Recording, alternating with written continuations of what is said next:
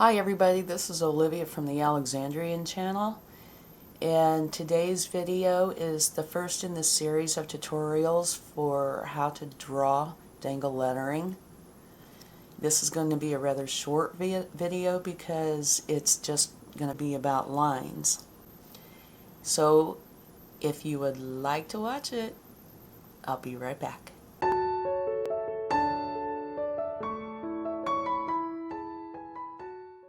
There are two basic types of lines: feminine and masculine. And then you have the combination of both. But it's two basic types. The feminine, you could use words to describe it, and I guess the words I would use would be, swirly, wavy, soft turns, loops. Then for masculine, I would use straight, zigzag, hard, corners, hard turns, heavy. And then for both, it would be a combination of these. A few examples of the lines for feminine would be a swirly line, maybe a wavy line, maybe, this is exaggerated, but a loopy line. But if you'll notice, all of these have soft turns, or they're supposed to. Kind of a rough drawing there. But they're all soft turns. Whereas on the masculine, you'll have hard lines and straight lines. Zigzag would be a good example, because there's hard turns and straight lines. Here might be another example. You can get really creative with both of these, as long as you know that the feminine does not have any hard turns. It's all gentle. Masculine, it's all hard edge. And you can combine them both. An example might be making a feminine top and then a masculine line, and maybe a feminine bottom, or maybe a loop, which is feminine, and go down into a masculine corner with line. There's just about countless ways to put these all together. And I'd like to mention that it depends on what you're doing and why you're doing it. Say if you're creating something, just for fun, or for art therapy or relaxation, anything goes. Do it any way you want. And some of that spills over into if you have a theme, or an occasion, something specifically that you are doing for a reason, some of that still applies, but you might, say for example, if you're making names that you are going to frame and put on the wall, you would probably, if it's a boy's name, probably want more masculine than feminine, and vice versa. If you're doing a girl's, you would probably want more feminine than masculine. And the same kind of goes for, not as much, but for the color. Say if you're doing even a baby boy, You might want blues, greens, yellows. You could probably get by with a little bit of the feminine colors and vice versa. For the girl, pinks, yellows, maybe a little bit of green, lavender. So a lot of this depends on why and what you are creating as to what types of lines and patterns. But there's your basic lines. And then I wanted to quickly go over the thicknesses.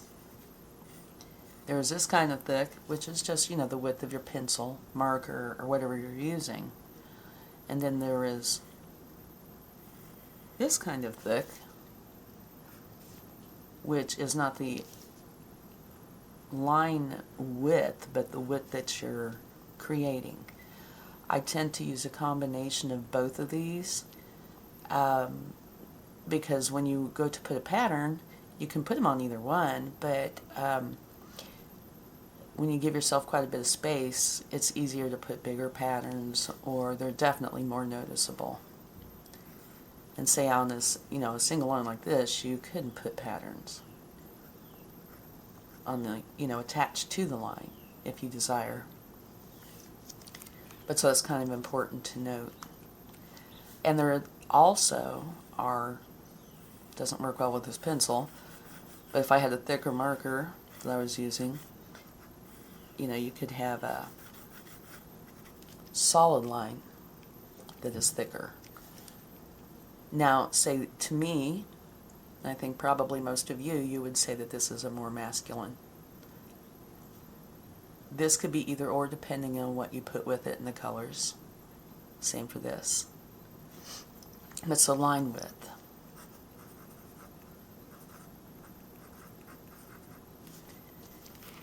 And then if we went over here, I'll just make a few lines. I wanted to briefly touch on embellishments.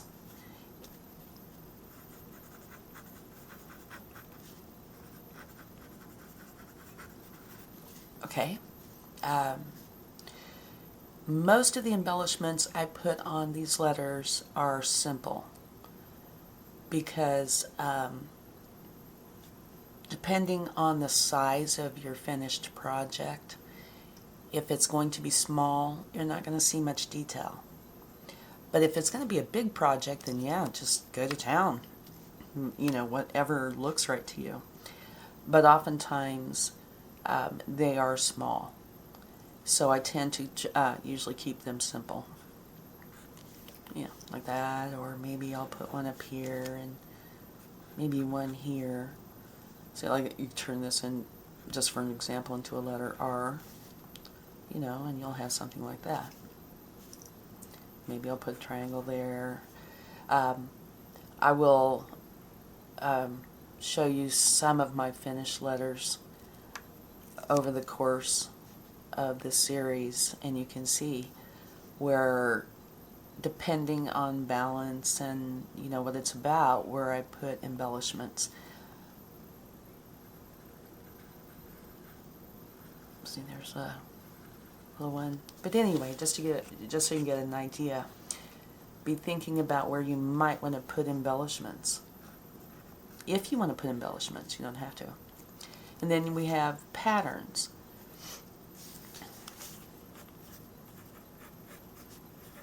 And while they aren't actually part of the line, I thought I'd mention them. And we'll go into more later.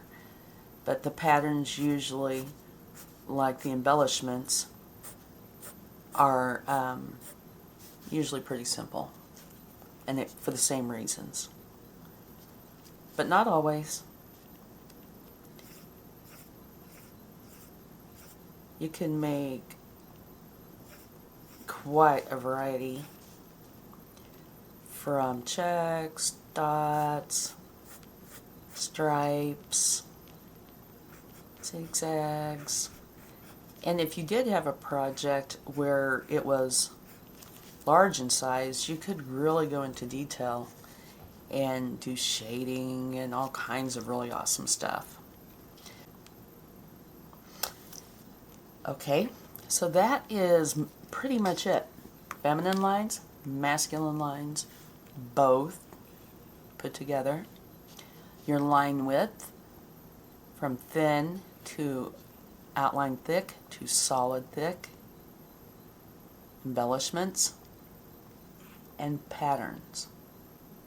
Another thing to mention, and this might apply, it might not apply, it depends on what you're creating, but you have serif and sans serif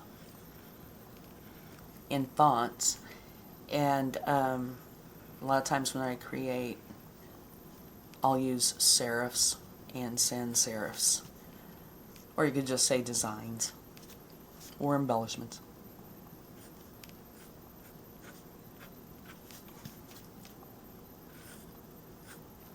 There you go. That's them.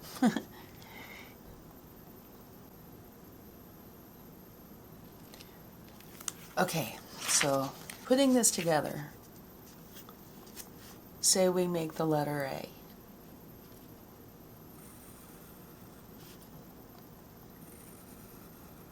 And I put a masculine side. And then maybe I'll want to put the other side, or make the other side more feminine. Kind of a balance. And I want it to have a little bit of width, because this is wide. So the opposite looks good, but maybe not as much width, but a little width. And since it's feminine, maybe I'll go through and make it look a little bit more like a ribbon. There you go. And since we have the swirl coming down on this side, I might go over here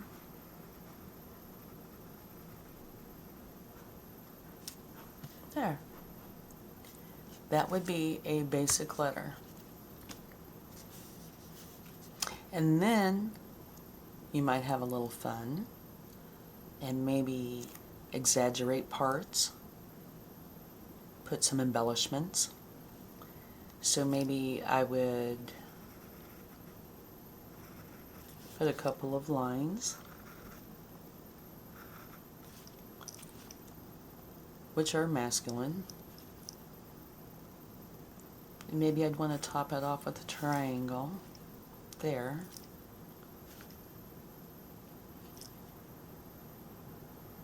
Let's see, maybe a rectangle here, which is masculine. But no, see how this kind of has a nice rhythm and then goes here and goes blink. So maybe I wouldn't want to put that. Maybe I would want to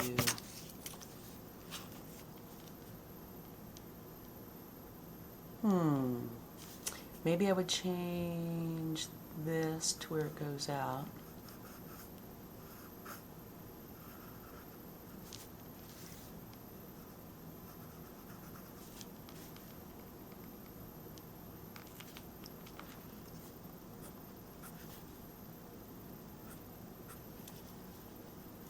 And make it blocks.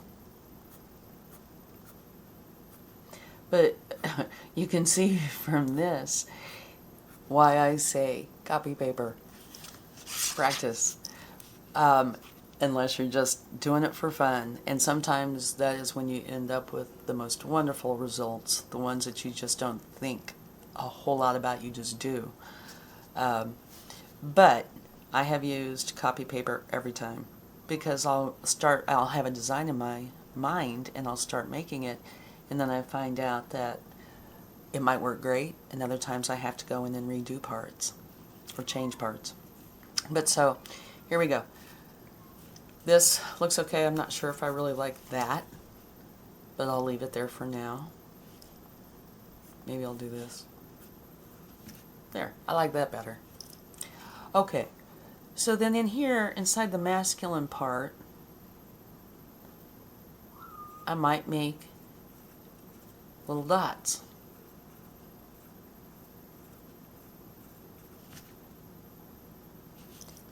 And here I'm trying to decide, maybe should make that just a little bit thicker. Maybe that should be a solid, so it'll stand out more. But this is a good starting point of how you practice.